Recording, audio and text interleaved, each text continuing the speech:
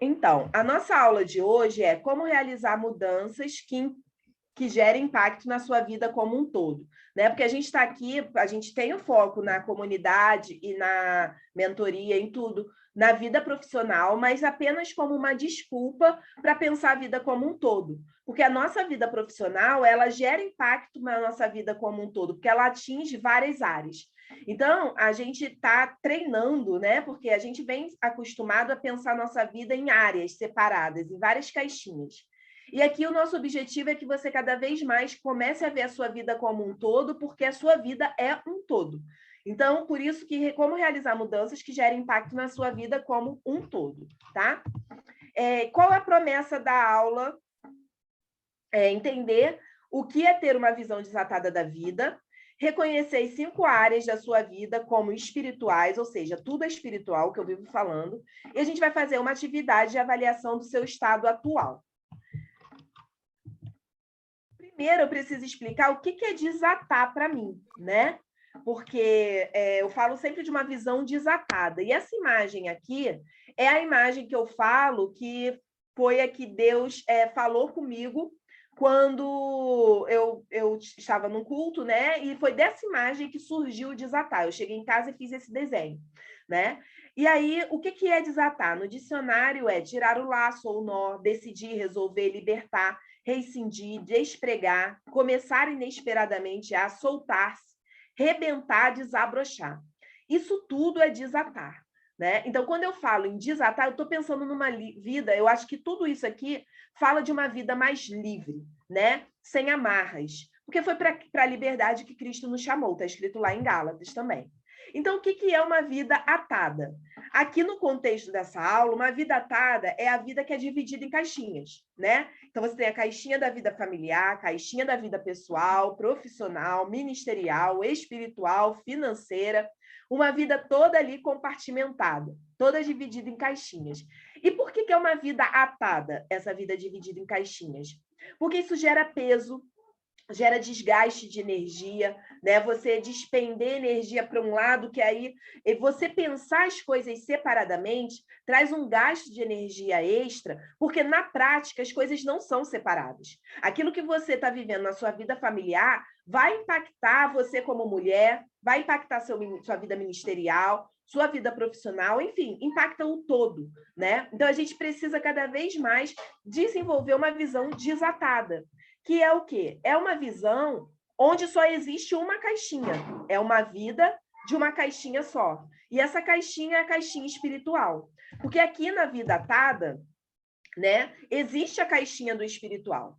E quando eu crio uma caixinha do espiritual, eu automaticamente estou colocando Deus numa caixinha. Parece que Deus está aqui nessa caixinha e no resto das caixinhas, nas outras caixinhas, fica desconectado de Deus, né? A vida desatada é a vida que tem uma caixinha só, onde todas as outras áreas da minha vida, porque eu tenho áreas da minha vida, né? A gente precisa às vezes separar, porque a nossa mente, ela precisa dessa organização, mas essa organização é só esquemática, é só didática, porque na prática é uma vida só. E essa vida, ela precisa cada vez mais ser uma vida espiritual. Então, a minha família, ela cumpre um propósito espiritual, as minhas finanças, o meu ministério, minha profissão, eu como mulher, tudo tem um propósito espiritual, tá? E aí, eu fui mutada. Estão me ouvindo?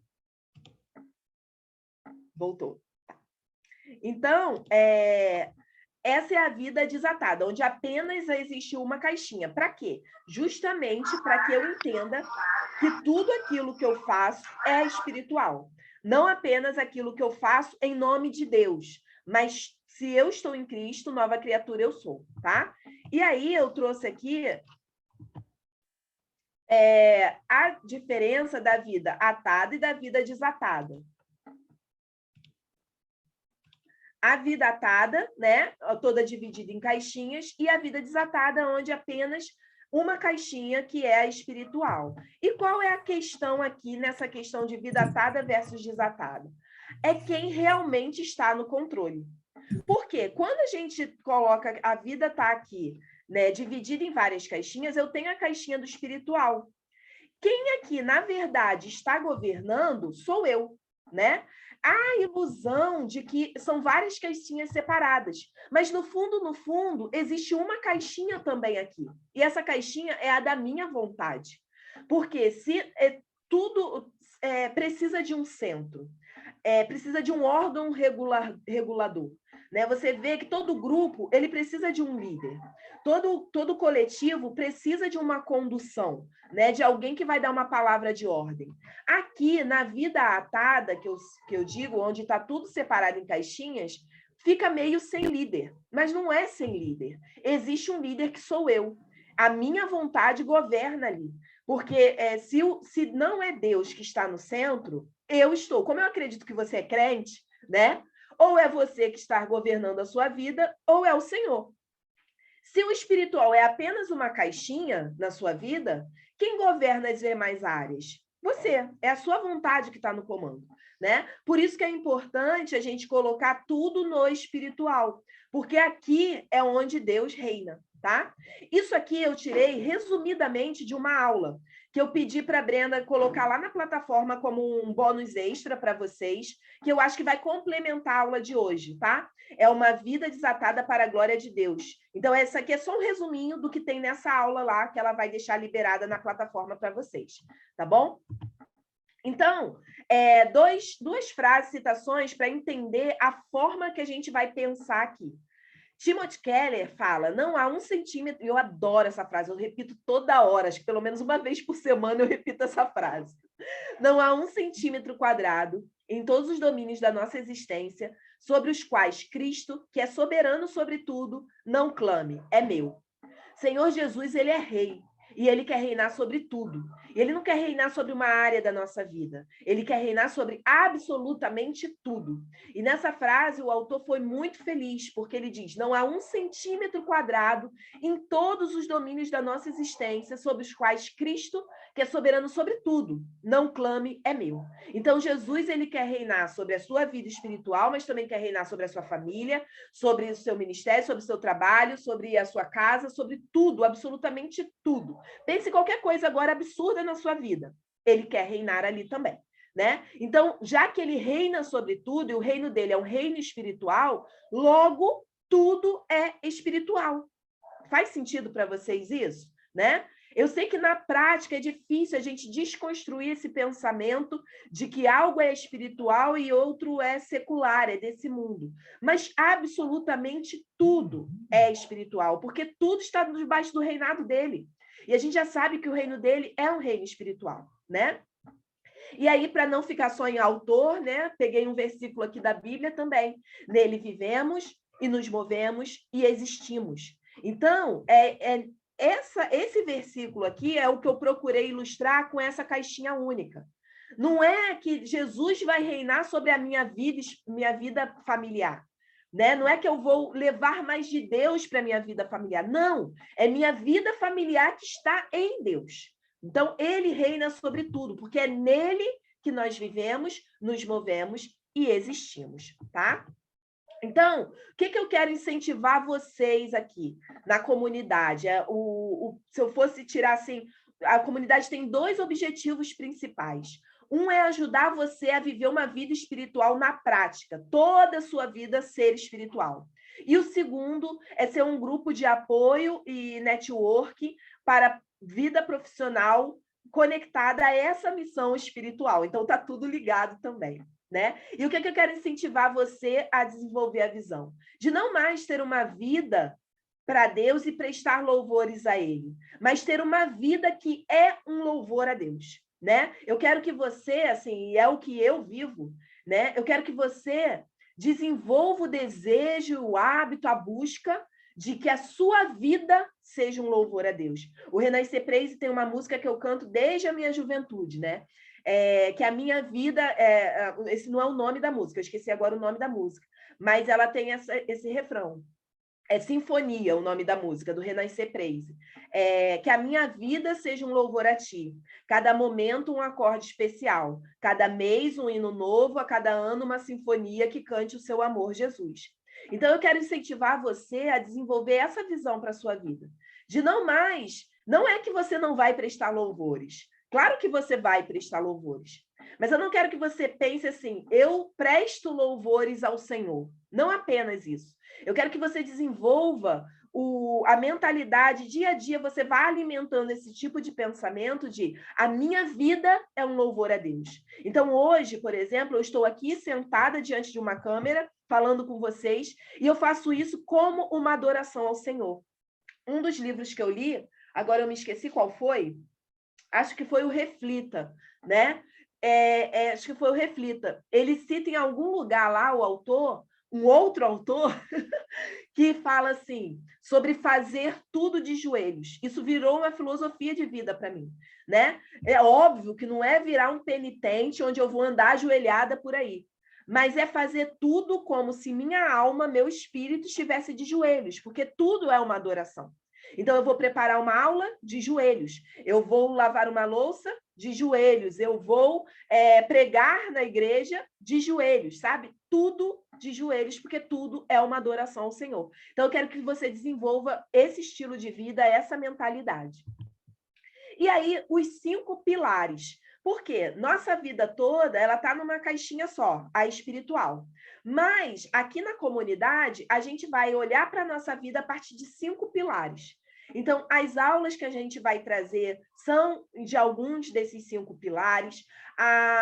As aulas que a gente vai perguntar para vocês, quais vocês querem que libere, vai ser baseado nesses pilares, porque eu vejo que esses pilares, eu quero que você entenda como se esses pilares fossem a sustentação da sua vida como um todo, porque a nossa vida é uma coisa só e está tudo conectado, como eu venho falando. E é como se esses 5 pilares, eles fossem a sustentação, pilares mesmo, né? Por isso que eu usei a palavra pilar e não apenas área da vida. Mas é que a ideia de que é onde tudo vai suportar. Porque pensa, eu poderia até ter ilustrado isso, mas pensa assim, as colunas de uma construção. Se um pilar está em falso, não vai sustentar o peso do que vai vir para cima. Então, se a gente entender esses pilares como a sustentação de tudo que eu quero construir, né, da vida que eu quero viver, não do que eu quero construir, mas da vida que eu quero viver, a minha vida vai estar sadia. E é esse o objetivo aqui da aula hoje, tá? Dá uma olhadinha aqui no chat de vocês que eu não estava olhando.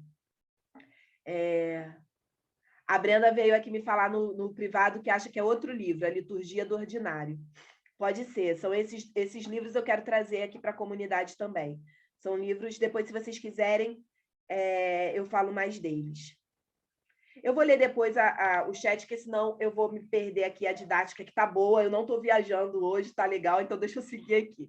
Tá? Então, os 5 pilares. Cada uma dessas mulheres aqui é um pilar que eu estou ilustrando e todas elas são você, tá? Então, vamos lá. O primeiro pilar que a gente vai trabalhar não é o primeiro que a gente vai trabalhar. O primeiro que eu vou explicar aqui agora é profissional ministerial.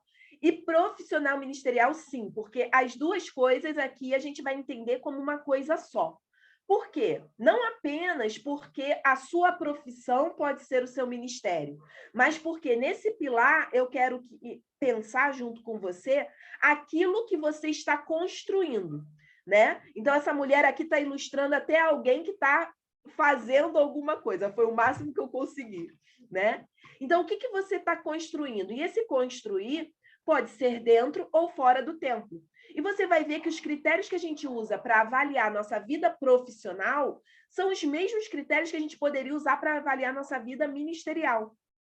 Então, aqui a gente vai tratar como uma coisa só. Isso você pode exercer dentro ou fora do templo, mas é aquilo que é o seu legado, né? É aquilo que você está deixando para o próximo, que você está servindo, aquilo que você constrói para servir, em troca de uma remuneração, se o seu for um trabalho remunerado ou não, tá? Então, não precisamos pensar aqui em equilíbrio entre espiritual e pessoal, porque aqui que eu digo na comunidade, a gente está pensando tudo para ele. É tudo dele, por ele e para ele. Então, não precisa ter essa ideia de equilibrar, tá? E a gente vai ver como isso constrói.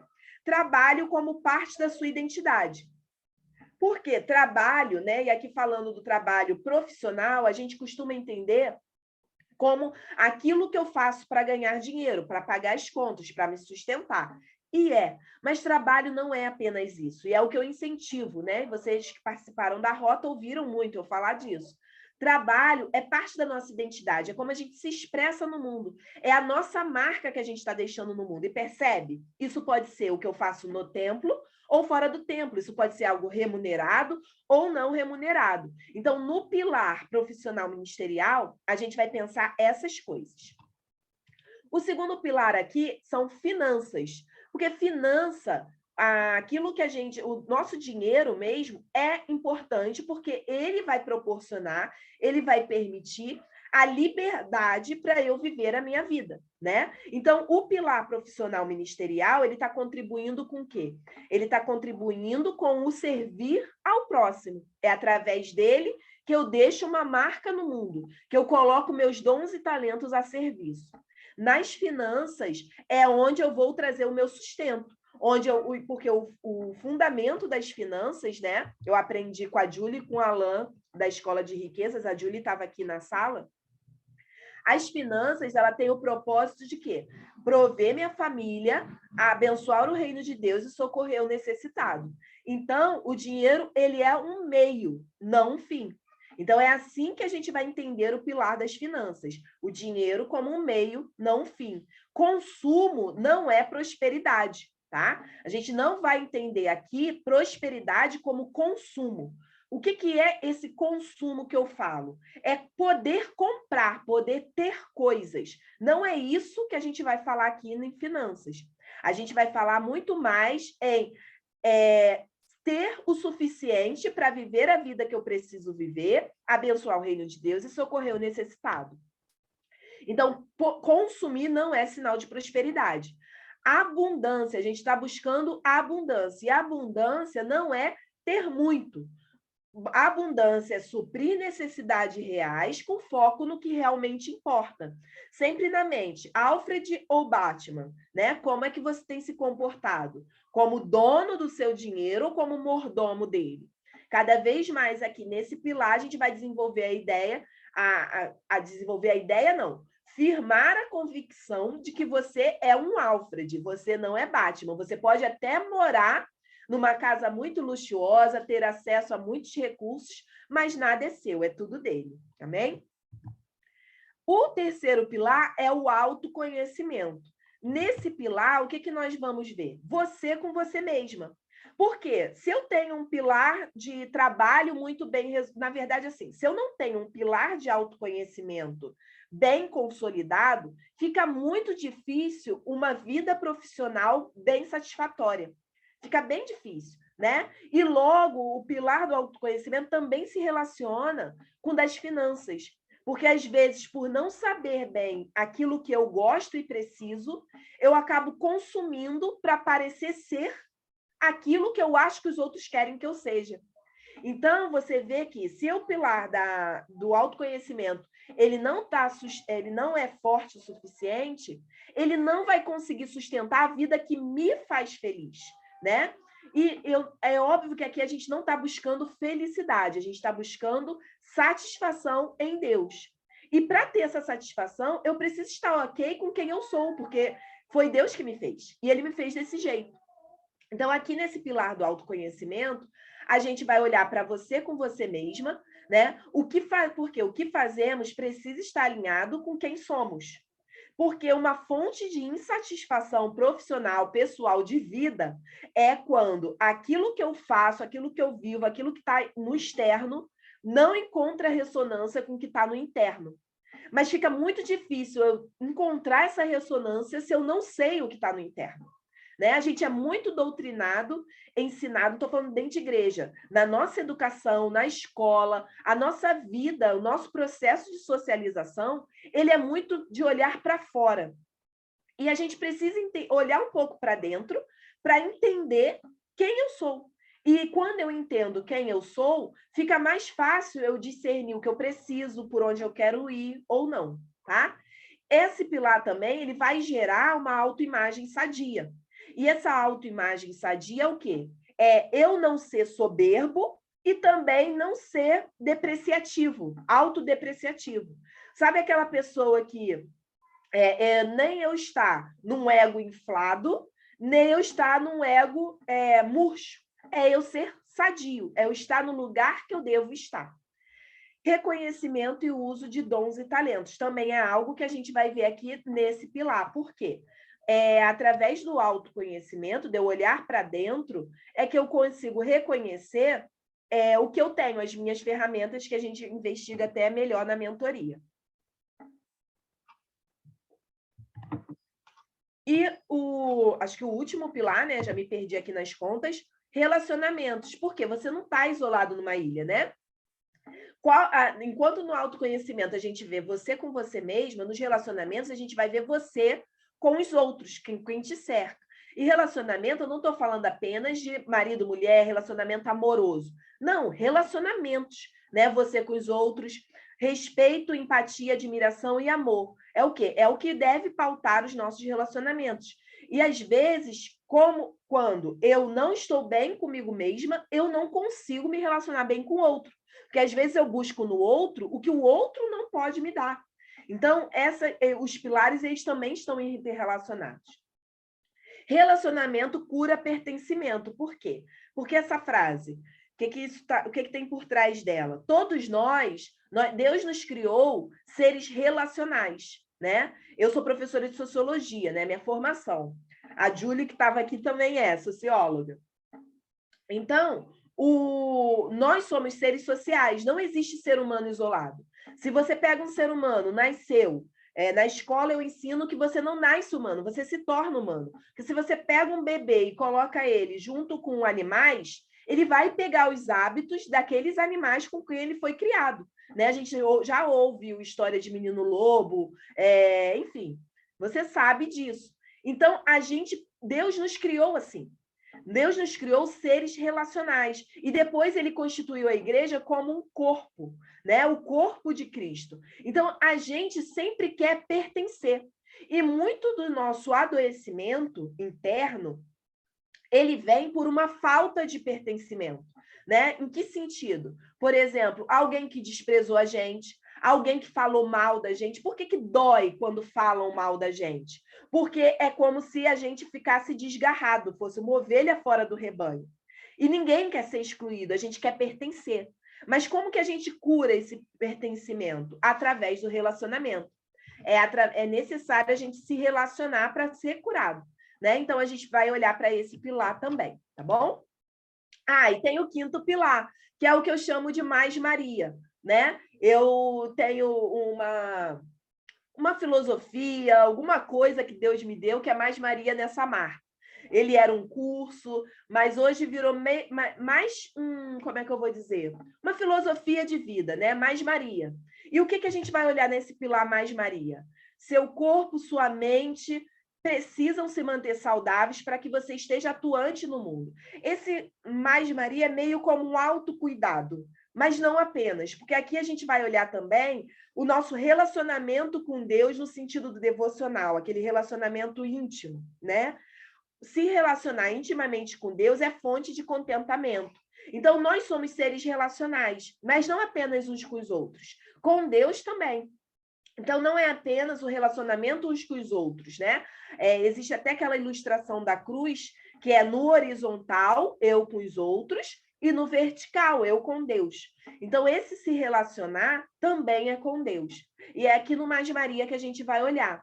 Vai olhar para nossa saúde de corpo, mente, espírito, e com foco no longo prazo. Em que sentido? O que você está fazendo hoje é sustentável? Aqui algo que eu vou te incentivar é a adotar uma visão de longo prazo, tá?